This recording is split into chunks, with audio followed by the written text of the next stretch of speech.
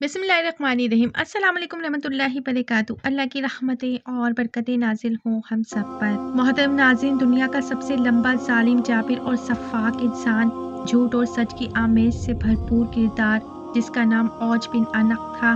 ये एक ऐसा तारीखी किरदार है जिसके ऊपर बेशुमार हॉलीवुड की फिल्में भी बन चुकी हैं। आज हम आपको इसकी शख्सियत के बारे में बताएंगे और वीडियो के एंड में ये भी बताएंगे कि मुख्तलिफ तारीखदान औज बिन अनक के किरदार को सच्चा मानते हैं या झूठा। कुरान पाक में औज बिन अनक का जिक्र क्यों मौजूद नहीं है? तारीखी हवालों में दर्ज है कि औज बिन अनक नामी एक शख्स कौम अमालका से था, जो कि तारीखी इंसान की सबसे सफाक कौम थी। इनके लोग खून खुआर और वहशी फितरत के थे। अल्लाह का इन पर करम था कि इनके कद भी उस वक्त की मौजूदा दुनिया की सारी आबादी में सबसे ज्यादा लंबे थे। तारीख हवालों से पता चलता है कि कौम अमालका का एक मर्द दूसरी कौमों के 90 मर्दों के बराबर हुआ करता था। इस कौम ने अपनी फतूहात से ऐसी दहशत फैला रखी थी कि अगर ये कौम किसी दूसरे मुल्क पर हमला करने के लिए जाती तो इनके पहुंचने से पहले ही वो लोग हथियार डाल देते। औज बिन अनक भी इसी कौम के सरदारों में से था, जिसको दुनिया का सबसे लंबा इंसान माना जाता है। वो शख्स अपनी जिस्मानी कदो-कामत और ताकत में पूरी सरजमीन में मुनफरिद था।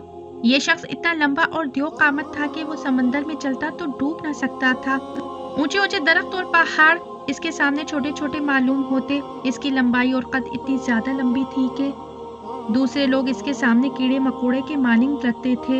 एक रिवायत के मुताबिक हजरत आदम के सरकश बेटे काबिल की नस्ल से अनक नामी नौजवान की बीवी शमरीजा से जिनों के देवता पाल को प्यार हो गया, जिससे हम बिस्तरी के सबब एक अजीब व खलकत बेटा पैदा हुआ, जिसका नाम औज रखा गया।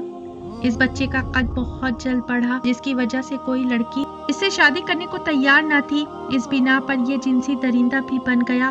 औज बिन अनक बचपन से ही अपने हम उम्र बच्चों से ज्यादा कद आवर और मजबूत नजर आता था, और जब जवान हुआ तो इसकी लंबाई गैर मामूली बढ़ती चली गई। रिवायतों के मुताबिक इसका कद 80 हाथ था। हजरत नूह अलैहिस्सलाम के जमाने में औज बिन अनक मौजूद था। जब हजरत नूह अलैहिस्सलाम अजीम तूफान से कबल कश्ती तैयार कर रहे थे तो आपको कश्ती बनाने के लिए सागवान की लकड़ी की जरूरत पड़ी, मगर इस लकड़ी को उठाकर लाना मुमकिन न था। लिहाजा औज ने आपकी मदद की और वो इन लकड़ियों को मुल्क शाम से उठाकर लाया। लिहाजा अल्लाह ने इसके इस अमल से खुश होकर इसे गर्क होने से निजात दे दी। हालांकि वो हजरत नूह अलैहिस्सलाम पर ईमान न लाया था। एक रिवायत तो ऐसी मिलती है कि जिसे इंसानी अक्ल मान ही नहीं सकती, कि वो ये है कि औज बिन अनक इतना कद दराज था कि समंदर से मछली पकड़कर वो आसमान में हाथ बुलंद करता, जिससे सूरज की तपिश से वो पकती और इसे खाया करता था। इस मौजू पर इमाम सुयूती ने औज नाम से एक रिसाला लिखा है, जिसमें उन्होंने औज बिन अनक की शख्सियत के मुतालिक बहुत कुछ तहरीर फरमाया है। रिवायतों के मुताबिक गैर मामूली कदो कामत के साथ औज बिन अनक ने लंबी उम्र भी पाई थी। इसकी उम्र 3600 साल थी। वो हजरत आदम अलैहिस्सलाम के जमाने से हजरत मूसा अलैहिस्सलाम के दौर तक जिंदा रहा। फिर हजरत मूसा अलैहिस्सलाम ने इस सरकश शख्स को कत्ल किया। वाकया कुछ यूं है कि जब बनी इसराइल को फिरऔन से निजात मिली तो हजरत मूसा अलैहिस्सलाम को अल्लाह पाक ने हुक्म दिया कि फलस्तीन पर हमला करें, क्योंकि फलस्तीन की जमीन बनी इसराइलों के लिए लिख दी गई थी। हजरत मूसा अलैहिस्सलाम ने अपनी कौम को लिया और फलस्तीन पर चढ़ाई के लिए निकल पड़े। उस वक्त फलस्तीन में कौम अमालका आबाद थी, जिनका सरदार औज बिन अनक था। हजरत मूसा अलैहिस्सलाम ने अपने कबीले के 12 सरदारों को चुना और कौम अमालका में भेजा। जब वो 12 सरदार शाम पहुंचे तो उस वक्त वहां का हाकिम औज बिन अनक था। इसमें तो कोई शक नहीं है कि कौम अमालका एक दराज कद कौम थी। जब ये 12 सरदार फलस्तीन के करीब पहुंचे तो कौम अमालका में एक बंदे ने इन्हें पकड़ लिया और अपनी गठरी में सबको बांधा और अपने सरदार औज बिन अनक के आगे लाकर गठरी खोल दी और कहा कि इन लोगों को मैंने जासूसी करते हुए देखा है। जब वो सरदार औज से मिले तो इसकी कदो कामत और जिस्मानी बनावट को देखकर हैरान रह गए। फिर उन्होंने इसे अल्लाह का पैगाम सुनाया और बताया कि हम जल्द इस मुल्क को फतह करने आ रहे हैं और अल्लाह का वादा है कि फतह हमारी ही होगी।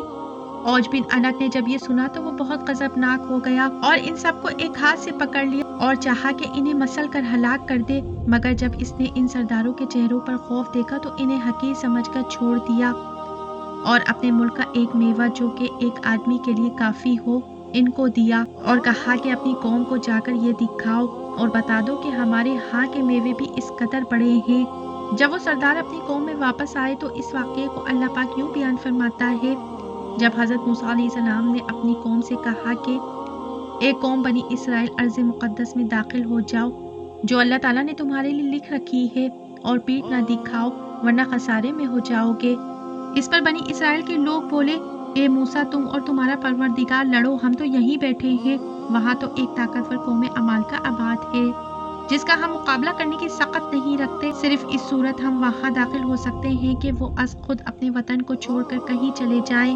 حضرت موسیٰ علیہ السلام نے ان کو سمجھانے کی بہت کوشش کی کہ اللہ تعالیٰ نے فتح ہمارے نصیب میں لکھی ہوئی ہے، لیکن قوم عمالقہ سے بہت ڈری ہوئی تھی۔ قوم نے بات نہ مانی اور انکار ہی کرتے رہے کہ ہم عمالقہ سے جنگ نہیں کریں گے۔ چنانچہ اللہ تعالیٰ نے اس سرکشی کی سزا کے طور پر بنی اسرائیل کو صحرائے طیہ میں قید کر دیا، اور یہ لوگ 40 سال تک اسی طرح سے صحرا میں بھٹکتے رہے۔ وہ سارا دن پیدل چلتے، لیکن وہ میدان ختم ہی نہ ہو پاتا اور وہ ان میں بھٹک کر رہ گئے۔ جب قوم نے حضرت موسیٰ علیہ السلام کی نافرمانی کی تو حضرت موسیٰ علیہ السلام خود اوج بن عنق کو ختم کرنے کے لیے نکل پڑے۔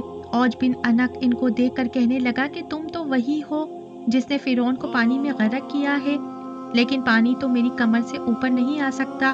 یہ کہہ کر اس نے حضرت موسیٰ علیہ السلام پر حملہ کر دیا، جس سے آپ محفوظ رہے، اور آپ نے جوابی حملہ کیا اور اس کے ٹخنوں پر اپنا عصا مبارک مارا، جس کی ضرب کی تاب نہ لاتے ہوئے وہ زمین بوس ہو گیا۔ کہتے ہیں کہ 40 سال تک اوج کی لاش وہیں پڑی سڑتی رہی۔ اس کے بعد اس کی ریڑھ کی ہڈی کو دریا پر ڈال کر اس کے کئی سال تک پل کا کام لیا جاتا رہا۔ آئیے اب بات کرتے ہیں کہ اس سردار کی اصلیت کیا ہے۔ اسرائیلی روایتوں میں یہ بھی ہے کہ اوج بن عنق کافر تھا اور طوفان نوح میں تھا، اور نوح علیہ السلام کے ساتھ ان کی کشتی میں نہ بیٹھا تھا، تاہم پانی ان کے گھٹنوں تک بھی نہ پہنچا تھا۔ یہ محض بے معنی اور بالکل جھوٹ باتیں ہیں، بلکہ قرآن کے خلاف ہیں۔ قرآن کریم میں حضرت نوح علیہ السلام کی یہ دعا مذکور ہے کہ زمین پر ایک کافر بھی نہ بچنا چاہیے۔ یہ دعا قبول ہوئی اور یہی ہوا ہے۔